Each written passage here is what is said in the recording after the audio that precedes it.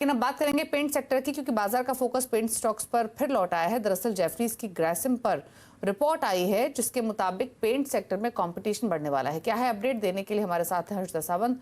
हर्षदा बताइए। भारतीय पेंट बाजार का रंग रूप और खिलने वाला है। जी हां, आपने सही सुना, क्योंकि यहां पर दरअसल कंपटीशन बढ़ने वाला है। इस समय जो एस्टैब्लिश प्लेयर्स हैं उसमें एशियन, बर्जर, कंसाई, इंडिगो, एक्सो नोबल और शालीमार जैसी कंपनियां हैं जो लिस्टेड मार्केट में कारोबार करती हैं। लेकिन दो और नए खिलाड़ी आने वाले हैं, ग्रासिम और जेएसडब्ल्यू पेंट के रूप में। एक्साइटमेंट क्यों है? क्योंकि इस समय जो 62,000 करोड़ का ये मार्केट है, अगले 5 सालों में 1 लाख करोड़ तक बढ़ता हुआ दिखाई देगा। अब यहां पर डेकोरेटिव में सबसे ज्यादा फोकस रहता है।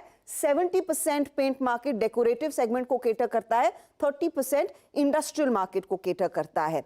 यहां पर ध्यान रखिएगा, डेकोरेटिव पेंट बाजार में किंग जो है वो एशियन पेंट है, 50 से 55% के मार्केट शेयर के साथ। 65,000 से ज्यादा डीलर्स इस कंपनी के साथ काम करते हैं, लेकिन इनको टक्कर मिलेगी ग्रासिम से। ग्रासिम इसी महीने यानी कि फरवरी के अंत तक अपना पहला प्लांट पेंट वाला शुरू करेगा। फिर Q4 में 2 और प्लांट एस्टैब्लिश होंगे। 3 प्लांट्स के साथ दरअसल वो पेंट बिजनेस में उतर रहे हैं, जो अगले 12 से 15 महीनों में पूरी तरह से कमीशन हो जाएंगे। कुल निवेश ग्रासिम अपने पेंट बिजनेस के लिए 10,000 करोड़ का कर रहा है। अब तक इसमें से 6,000 करोड़ इन्होंने कमिट कर दिए हैं। इसीलिए ब्रोकरेजेस, खासतौर से जेफरीज, इस पर बुलिश है।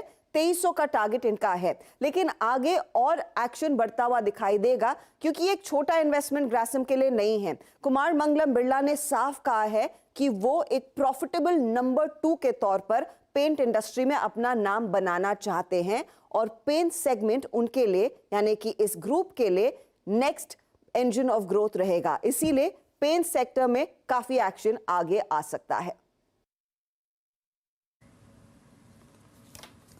शुक्रिया हर्षदा ये डिटेल्स बताने के लिए। इनफैक्ट एक ग्रासिम पर राय भी ले लेते हैं शिल्पा की। शिल्पा बताइए, एक चार्ट चेक, क्या व्यू है आपका स्टॉक पर?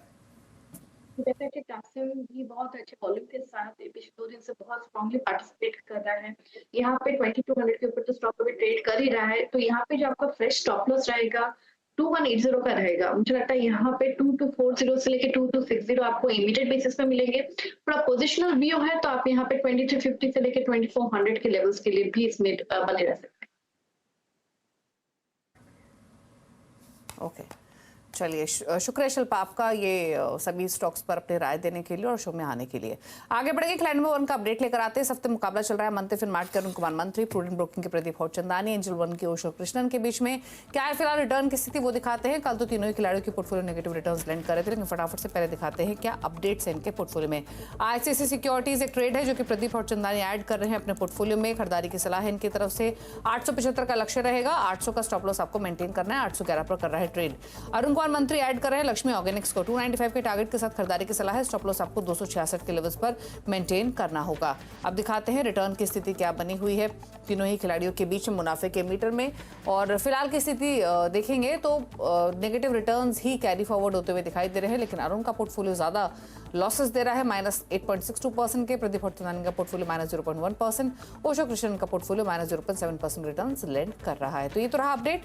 इसी के साथ मिड कैप मंत्रा में एक ब्रेक के उस पर आप देखिए न्यूयॉर्क कंपनी में बातचीत करेंगे गल्फ ऑयल लुब्रिकेंट्स के MD और CEO रवि चावला से। नमस्कार।